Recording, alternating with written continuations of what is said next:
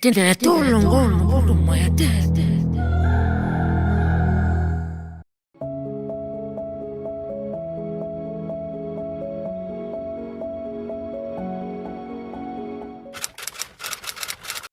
Les formes de violence que je connais sont verbales, la violence psychologique, psychique, la violence physique et la violence via les réseaux sociaux, les téléphones, les violences ont augmenté et malheureusement je pense que ça ne cessera d'augmenter même si il faut que ça cesse et que ce soit une femme ou je ne sais pas combien d'autres femmes, il ne peut pas avoir ça et il faut stopper ça.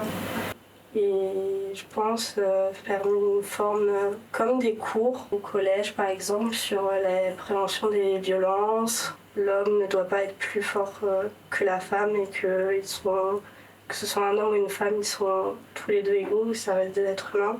Et je pense que ça peut aider l'humain à être formé à ne pas devenir violent et être un bonhomme entre guillemets. Faut que tout simplement ce sujet cesse parce que ça fait des victimes, ça fait des morts. J'ai vécu en fait ce que les femmes vivent le plus souvent. J'ai été coursé dans une rue par un homme qui voulait m'agresser sexuellement. Et quand j'ai vécu cette expérience, en fait, c'est là qu'il y a eu le déclic où je me suis dit que en fait, je sais ce qu'elles vivent et que c'est hyper, c'est dégueulasse en fait comme situation. Tu n'as pas de moyens, tu peux crier, il y a pas, il y a surtout le soir, il y a personne qui passe beaucoup dans les ruelles et le type de personne qui t'agresse te vise spécialement parce que ils ont vu quelque chose sur lequel ils pouvaient s'accrocher sur toi, quelque chose, je sais pas, enfin quelque chose pour te piéger. Et c'est là que j'ai vu que vraiment c'est tordu et que ça se passe tous les jours et qu'on s'en rend même pas compte en fait. Voilà. J'ai pu réussir à me reconstruire mentalement parlant. Ça a été long parce que j'étais dans une situation difficile à cette période. Et j'en ai pas parlé aux gens, je l'ai gardé pour moi. Enfin, j'en ai parlé à quelques personnes, mais sauf que je l'ai géré à ma manière en fait.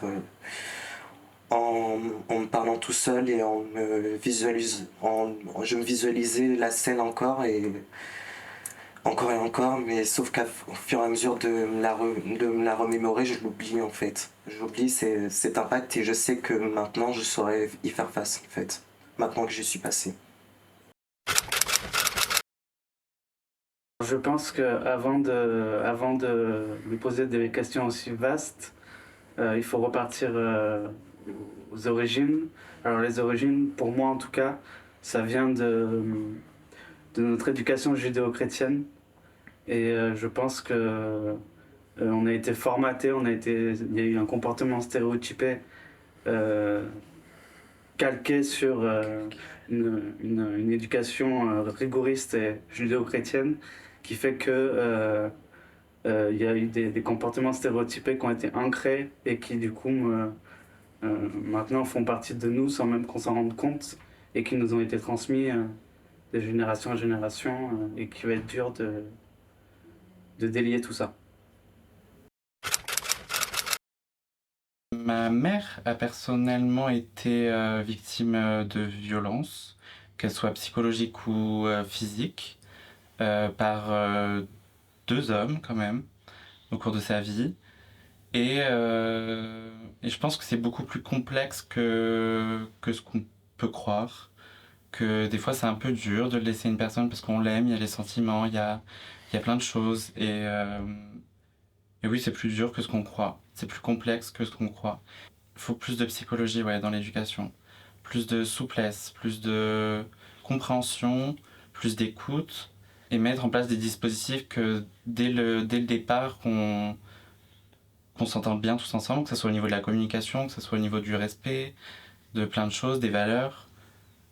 Je pense que c'est important, ouais, ça part de l'éducation, pour moi.